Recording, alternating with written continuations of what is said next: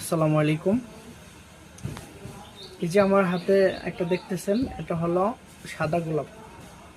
এটা অনেকেই চিনেন। তো ফুলটা আমি কেন দেখাইতেছি, একটা কথা বলার জন্য যে ওয়াও, অস্থির গান কিন্তু। লা ইলাহা ইল্লাল্লাহ মানে এখানে কোনো নবীর নাম নাই।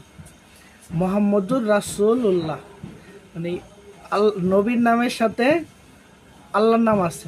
মোহাম্মদুর রাসূলুল্লাহ মানে আল্লাহর নাম আছে।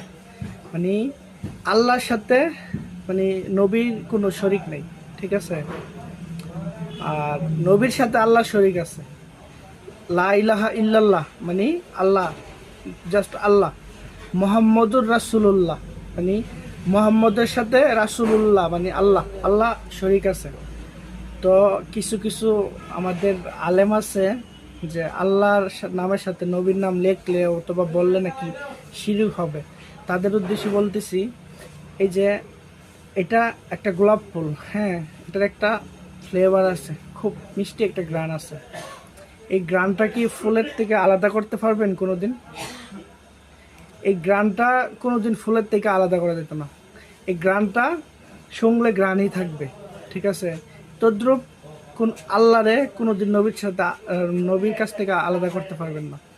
যেমন ফুলটার থেকে গ্রান ফ্লেভারটা আলাদা করতে পারবেন না, তেমনি সব জায়গায় নবীর সাথে আল্লাহ আছে, এটা কোনোদিন আলাদা করতে পারবেন না। আল্লাহ হইছে মানে নিরাকার।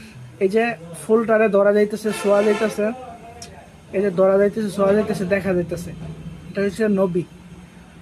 আর ফ্লেভার গ্রানটা হচ্ছে আল্লাহ। মানে এটা এত মিষ্টি গ্রান আছে, কিন্তু কেউ দেখতেছি না আমরা, নিরাকার। হ্যাঁ, আল্লাহর কোনো আকার নাই, কেউ বলতে পারবে না। হ্যাঁ, সেই কারণে বলতেছি, যারা এই ধরনের বাজে কথা বলেন যে আল্লাহর সাথে নামের সাথে নবীর নাম লেখা যাবে না, শিরিক। হ্যাঁ, আমি টার্গেট নিয়ে দুইটা বক্তার কথা বলে ফেলি। হ্যাঁ, নাম্বার 1 তারেক মনোয়ার এই কথা বলছে, নাম্বার 2 আমির হামজা। ঠিক আছে, আমি ইউটিউবে ভিডিও দেখছি, সেই কারণে আমি এই ভিডিওটা বানালাম। হ্যাঁ, সবাই ভালো থাকবেন। আসসালামু আলাইকুম।